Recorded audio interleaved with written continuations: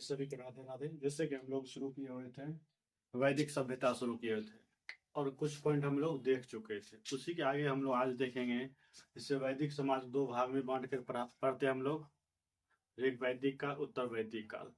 ये दोनों में सामाजिक स्तर कैसा था, आर्थिक स्तर कैसा था, धार्मिक में क्या भिन्न था, यानी दोनों पीरियड जो हम लोग बांट कर पढ़ते हैं, इसमें सामाजिक भिन्नता देखेंगे, आर्थिक भिन्नता देखेंगे और धार्मिक रूप से क्या इसमें भिन्नता था।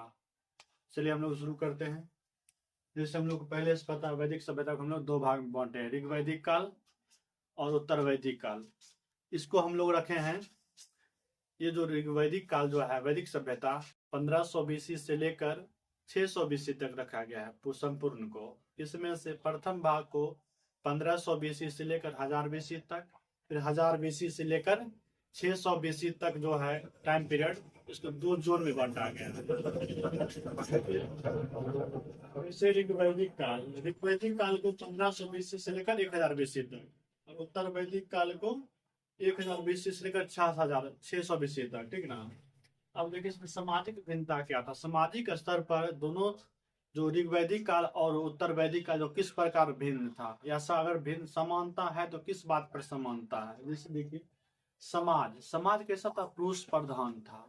अभी भी समाज पुरुष प्रधान है, और आज से 1500 बीसी जो था, 1500 बीसी का टाइम, उस टाइम में कैसा समाज था, पुरुष प्रधान था।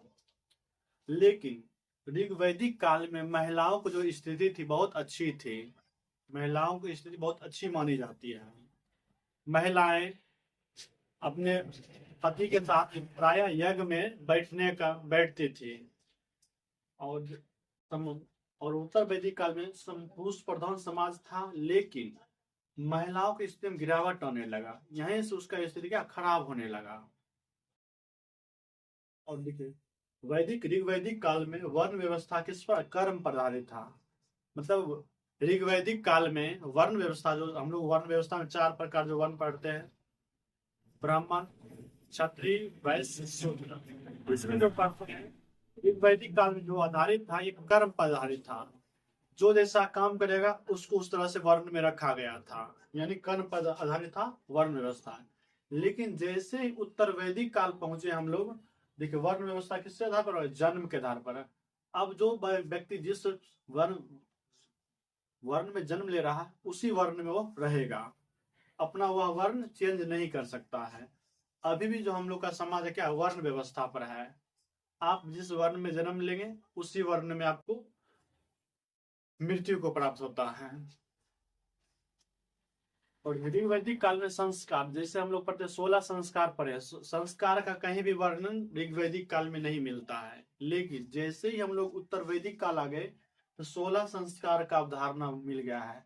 जैसे उपनयन संस्कार होता है, जनेऊ संस्कार होता है, मुंडन संस्कार होता है, नामकरण संस्कार होता है, विवाह संस्कार, दाह संस्कार, इस तरह से बहुत 16 जो संस्कार है।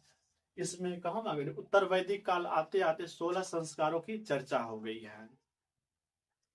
इसी तरीके से देखिए ऋण, ऋग वैदिक काल में ऋण जैसे शब्द, ऋण जैसे कोई प्रथा थी ही नहीं। लेकिन जैसे हम लोग उत्तर वैदिक काल में आते हैं, ऋण की चर्चा हो जाता है। और उसमें भी ऋण कितने प्रकार के, 3 प्रकार के ऋण की चर्चा की गई है। देव ऋण, ऋषि ऋण और, या ऋषि मतलब गुरु ऋण, देव ऋण, गुरु ऋण और पितृ ऋण। ये 3 प्रकार के ऋणों की चर्चा मिलती है हमारे उत्तर वैदिक काल में। देव ऋण और शिक्षा, जब आप शिक्षा पालेंगे अपने बच्चों को शिक्षा दे देंगे तब क्या हो जाएगा, आपका देव ऋण हो जाएगा। ऐसा कुछ हो जाए। पितृ ऋण, 3 ऋण, इतना समझे 3 ऋण है, देव ऋण, गुरु ऋण और पितृ ऋण। 3 तरह के ऋणों की चर्चा की गई है हमारे उत्तर वैदिक काल समाज में। ये जो हमारे साथ हो गया, ये सामाजिक स्तर पर भिन्नता थी या समानता कहिए, जो भी थे। उसके बाद हम लोग चलते हैं धार्मिक रूप से उत्तर वैदिक काल और ऋग वैदिक काल में क्या समानता था। अगर ये भगवान पूजते थे तो कौन कौन भगवान ऋग वैदिक काल में पूजे गए हैं, कौन कौन से भगवान उत्तर वैदिक काल में पूजे गए हैं। देखिए जैसे पूजा दोनों पीरियड में देखिए हुआ है, ऋग वैदिक काल में भी और उत्तर वैदिक काल में थोड़ा सा अंतर है। ऋग वैदिक काल में जो पूजा करते थे सुखों की प्राप्ति के लिए, क्या करते थे, सुख प्राप्ति के लिए सिर्फ करते थे हम लोग पूजा। लेकिन जैसे ही हम लोग उत्तर वैदिक काल में पहुंचे, सुख की प्राप्ति के साथ साथ क्या, पुत्र की प्राप्ति के लिए हम लोग क्या करने लगे, पूजा करने लगे। जिससे मांगा जाता है कि ये मांगा हुआ है, वही बात यहाँ आ गया है। पुत्र रत्न की प्राप्ति के लिए क्या किया गया है, पूजा किया गया है। भौतिक सुख के साथ साथ, भौतिक सुख तो चाहिए ही, उसके साथ साथ पुत्र रत्न की प्राप्ति के लिए भी क्या किया जाता है, पूजा किया जाता है। जैसे सुने होंगे कि ये मंगल है, मांगा हुआ है दुर्गा जी से, जो भी छठ पर्व जो मांगा जाता है वो वही। यहाँ देखिए चर्चा ये बहुत पहले से चर्चा चली आ रही है, ये चर्चा आज की नहीं है, बहुत पहले की है।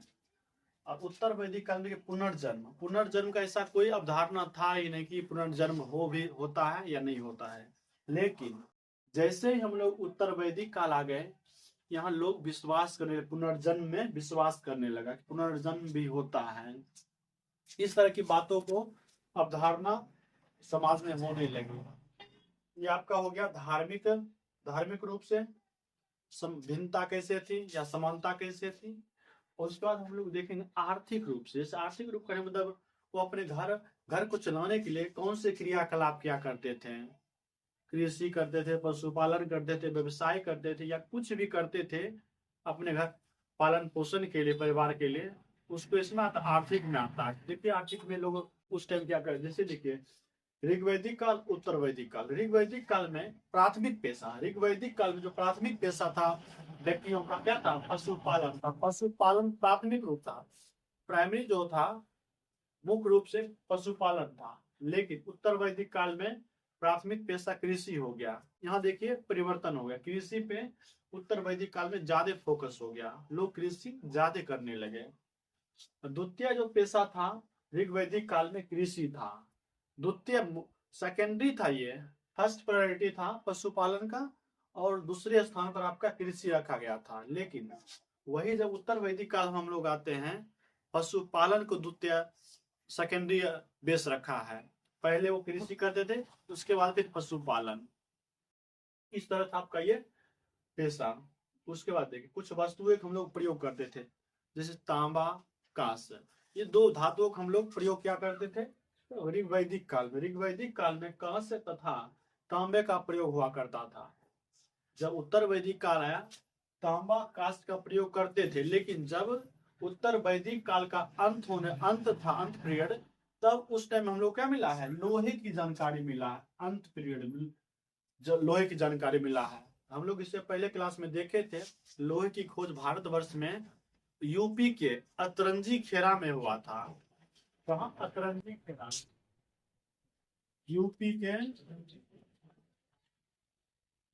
अतरंजी खेरा, यूपी में एक जगह है अतरंजी खेरा, यहाँ से क्या मिला, लोहे का साक्ष्य मिला है। और देखिए ऋग्वैदिक काल में गाय को पवित्र पशु माना गया। ऋग्वैदिक काल में गाय को क्या माना गया, पवित्र पशु के रूप में इसको अवधारणा दिया गया। और इसके लिए एक शब्द भी प्रयोग किया गया, अघन्या। गाय के लिए एक शब्द प्रयोग किया गया, अघन्या।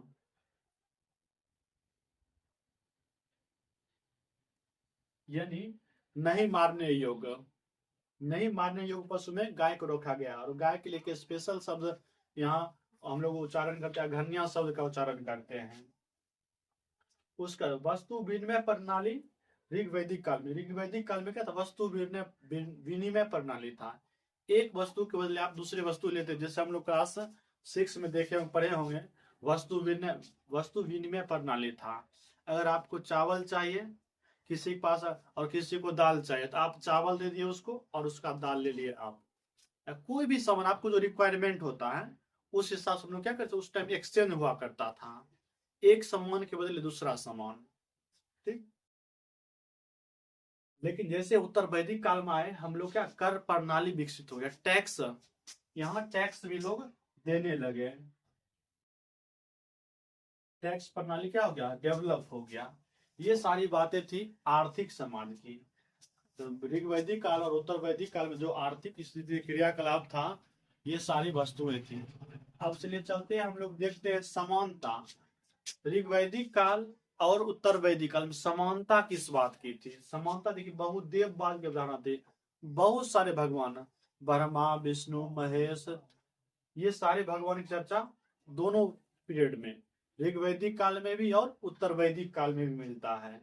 लेकिन ये तो चर्चा मिलती है, लेकिन यहाँ बात देखिए, मूर्ति पूजा की चर्चा नहीं मिली है, मूर्ति पूजा की चर्चा नहीं मिली है, और न ही मंदिर की चर्चा मिली है। इस तरह से हम लोग आज देखें अपने आज की क्लास में सामाजिक स्थिति कैसी थी, उसका धार्मिक कैसा था और आर्थिक कैसा था, इन तीन बातों पर आज हम लोग चर्चा किए हैं। चलिए आप लोग इसको नोट कर लीजिए, और हम लोग फिर नेक्स्ट क्लास में मिलेंगे। आप सभी लोग का धन्यवाद।